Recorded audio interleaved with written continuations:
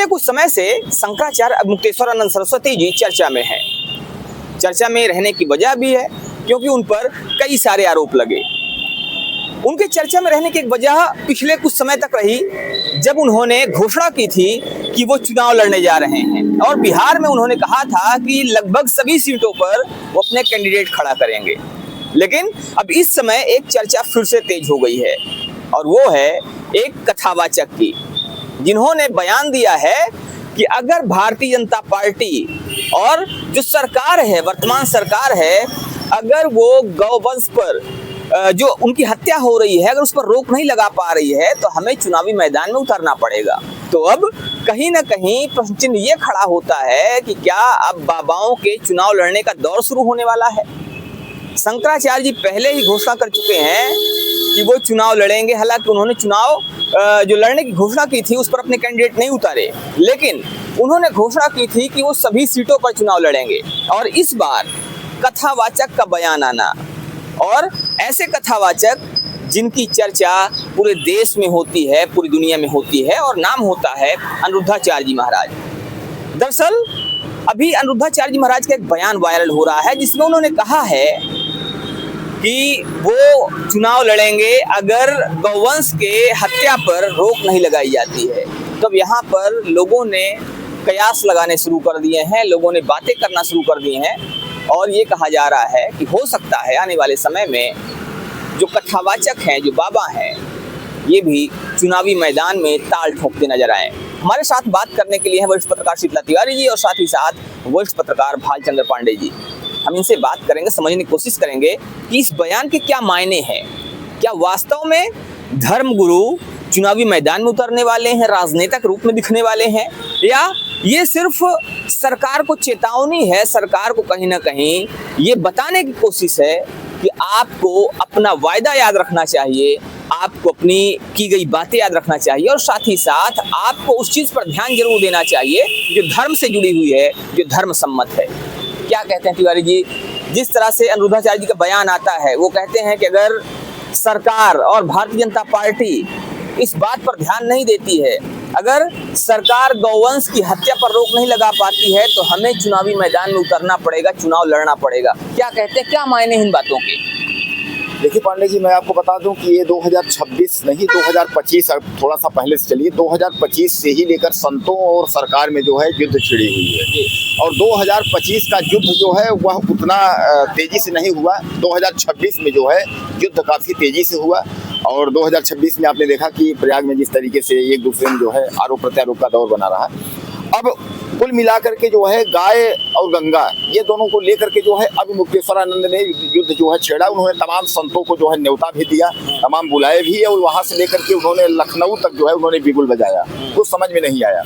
अब सीधे न सीधे कहीं ना कहीं जो है योगी आदित्यनाथ सरकार की चुप्पी, यानी ये सीधे सीधे योगी सीएम योगी की चुप्पी और इधर संतों की ललकार, तो कहीं ना कहीं आप समझ लीजिए ये सनातन हमारा जो है ये दो भागों में दिख रहा है। अब एक भाग जो है वो अभी मुक्तेश्वरानंद के साथ है और एक भाग अगर हम कहें तो वह योगी आदित्यनाथ के साथ है। अब योगी आदित्यनाथ वाली जो भाग है वह जो है आपके रामभद्राचार्य महाराज वाला है और इधर अब मुक्तेश्वरानंद वाला भाग है, ये अलग है।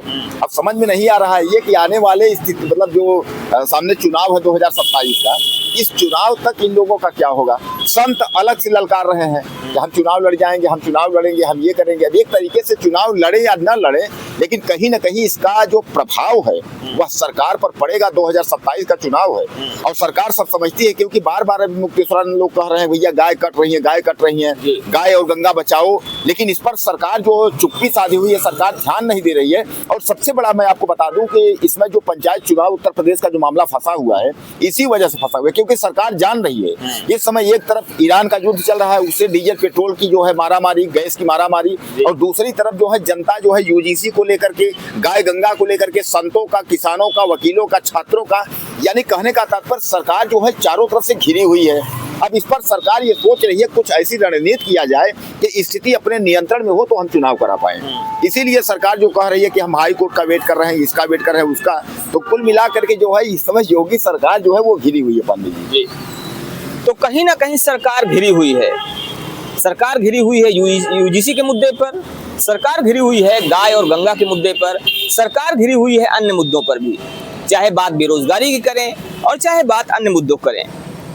और अगर गंगा की बात करते हैं तो गंगा के विषय में भी माननीय प्रधानमंत्री जी ने कहा था कि मैं यहाँ आया नहीं हूँ, मुझे माँ गंगा ने बुलाया है।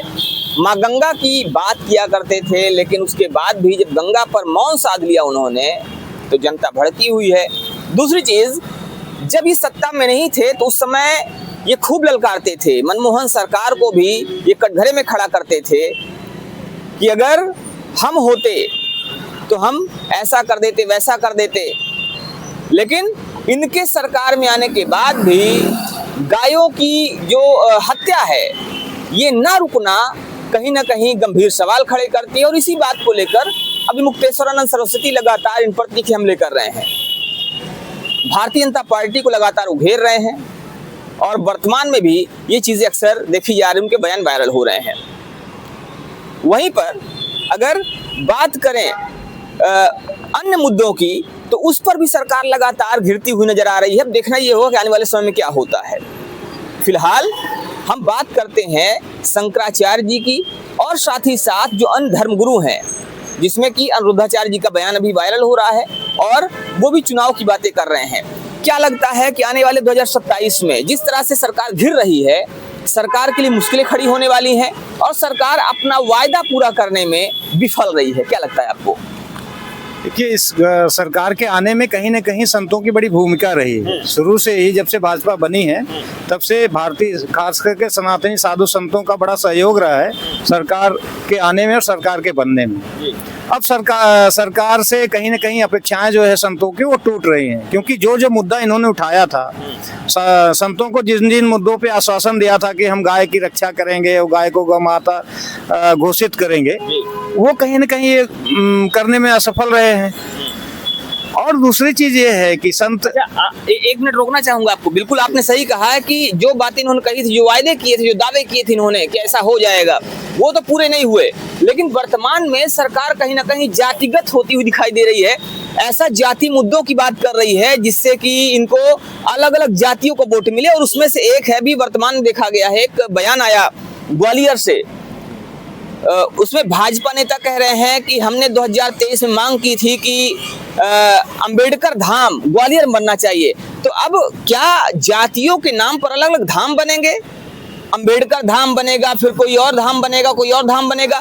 क्या ये वोट बैंक को अपने तरफ करने की कोशिश नहीं है?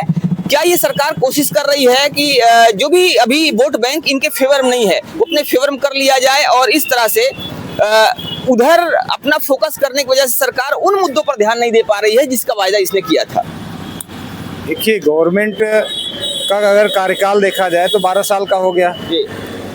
विकास के नाम पे इन्होंने वोट लिया, महंगाई के नाम पे वोट लिया और बेरोजगारी के नाम पे वोट लिया, भ्रष्टाचार के नाम पे वोट लिया।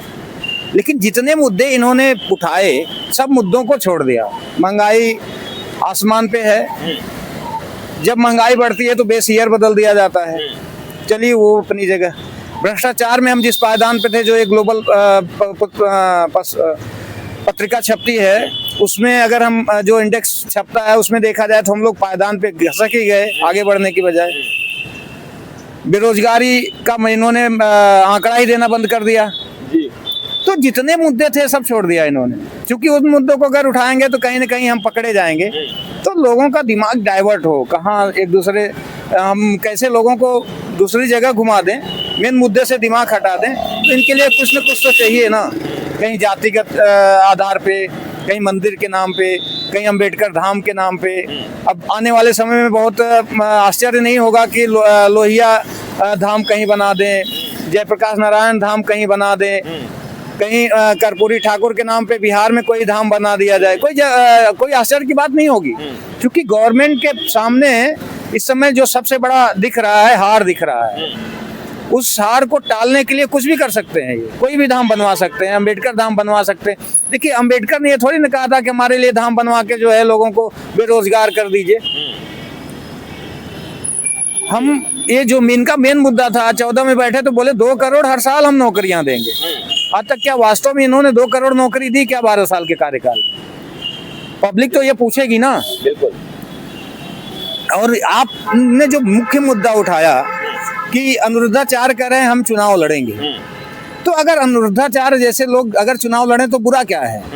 अगर भारतीय संसद में अपराधी जा सकते हैं, माफिया जा सकते हैं, तो अगर संत जाएं तो अच्छा ही होगा ना। बिल्कुल।